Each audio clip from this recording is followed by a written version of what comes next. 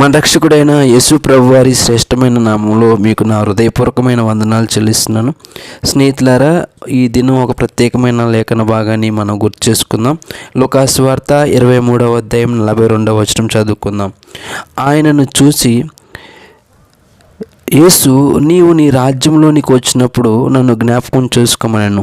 అందుకైన వానితో, నేడు నీవు నాతో కూడా పరదేశంలో ఉందని నిశ్చయంగా నీతో చెప్పుచున్నాను. స్నేహితులారా, ఇక్కడ యేసు ప్రభు సిలువ శ్రమను అనుభవిస్తున్నప్పుడు, మహావేదనకరమైన సిలువ శ్రమను అనుభవిస్తున్నప్పుడు ఆయనతో పాటు 2 నేరస్తులు సిలువ వేయబడ్డారు.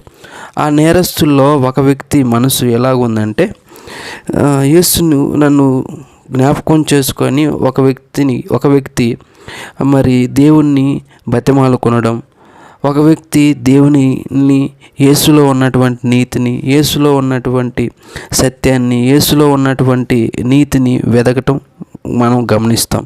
ఇంకొక వ్యక్తి కూడా ఉన్నాడు. ఆ వ్యక్తి ఏం చేస్తున్నాడంటే, నువ్వు క్రీస్తువు కదా, నువ్వు ఎంతో ఆశ్చర్యమైన కార్యాలు చేసావు కదా, నిన్ను నువ్వు రక్షించుకొని మమ్మల్ని కూడా రక్షించని మరొక వ్యక్తి అన్నాడు. అంటే మరొక వ్యక్తి ఏమంటున్నాడంటే, విడుదల కావాలని కోరుకుంటున్నాడు. తాను ఎన్నో నేరాలు చేసి నేరాలకి తగిన శిక్షని అనుభవిస్తూ, ఆ శిక్షలన్నిటినీ అనుభవిస్తున్నప్పుడు కూడా అతను ఏం చేస్తున్నాడంటే దేవుణ్ణి దూషిస్తున్నాడు. మరొక వ్యక్తి ఏం చేస్తున్నాడంటే, చాలా తప్పిదాలు చేసి కూడా నిజంగా తాను చేసిన తప్పిదాలకి తాను పాతుడని, తాను ఆ శిక్షలకు నిజంగా అర్హుడని, న్యాయంగానే ఆ శిక్షలకు నేను శిక్ష అనుభవిస్తున్నాడని అనుకొని యేసును చూస్తూ, యేసు నిజమేనయ్యా, నేను నిన్ను చూశాను, నీలో ఏ తప్పిదం లేదు, ఏ తప్పిదం నువ్వు చేయలేదు అని యేసుని చూస్తూ, ఆయన నీతిని, ఆయన రాజ్యాన్ని వెతుకుతూ, నీ రాజ్యంలో నన్ను జ్ఞాపకం చేసుకో అని మరి దేవుని తట్టు చూసి, యేసుని తట్టు చూసి యేసుని బతిమాలటం మనం చూస్తాం. అయితే ప్రియమైన వారులారా, ఒక వ్యక్తి ఏం చేశాడంటే, తాను ఉన్నటువంటి దురవస్థలో నుండి విడుదల కావాలని, రక్షణ కావాలని కోరుకున్నాడు. మరొక వ్యక్తి ఏం చేశాడంటే, దేవునిలో ఉన్నటువంటి సత్యాన్ని గ్రహించి, నీతిని గ్రహించి, దేవుని రాజ్యాన్ని గుర్తు చేసుకొని, నీ రాజ్యంలో నన్ను జ్ఞాపకం చేసుకోమని కోరుకున్నాడు. ప్రియమైన వారులారా, యేసు ప్రభు భూమి మీద ఉన్నప్పుడు ఒక మాట చెప్పాడు. మొదట తండ్రి యొక్క రాజ్యాన్ని, తండ్రి నీతిని వెతకండి, అప్పుడు మీకేం కావాలో అవన్నీ మీకు లభిస్తాయి అన్నాడు.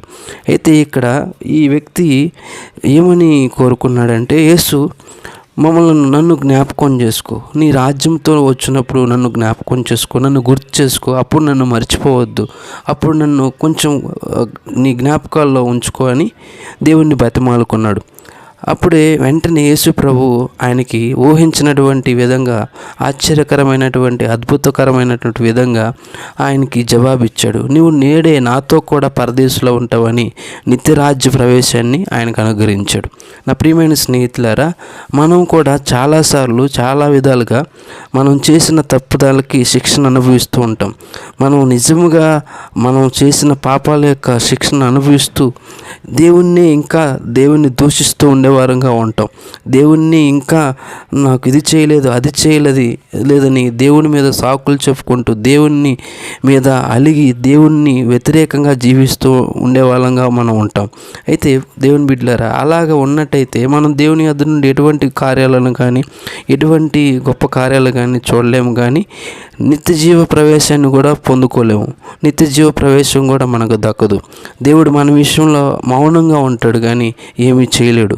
ప్రతిగా మనకేం కలుగుతుందంటే, ఆ నిత్యత్వంలోకి వెళ్ళే ప్రవేశం లభించదు, దేవునితో ఉండే అవకాశం కూడా లభించదు. కానీ ఈ దొంగ అలాగ లేడు.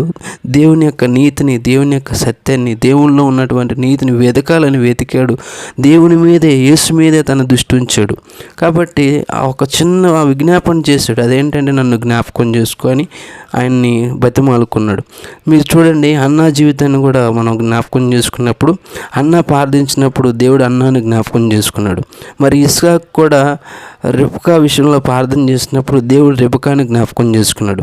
ఇశ్రాయేలు ప్రజలు 400 సంవత్సరాలు బానిసలుగా ఉండి ఐగుప్తులో మరి ఎంతో కఠినమైన శ్రమలు అనుభవిస్తూ బాధపడుతున్నప్పుడు వాళ్ళు ఏం చేశారంటే ప్రార్థించినప్పుడు దేవుడు ఇశ్రాయేలు ప్రజలను జ్ఞాపకం చేసుకున్నాడు. అబ్రహాము ప్రార్థన చేసినప్పుడు దేవుడు అబ్రహామును బట్టి లోతును జ్ఞాపకం చేసుకున్నాడు. వాళ్ళందరి జీవితాల్లో మనం ఎన్నో దేవుడు అద్భుతమైన కార్యాలు జరిగించటం, ఆశ్చర్యమైన కార్యాలు జరిగించటం మనం చూస్తాం.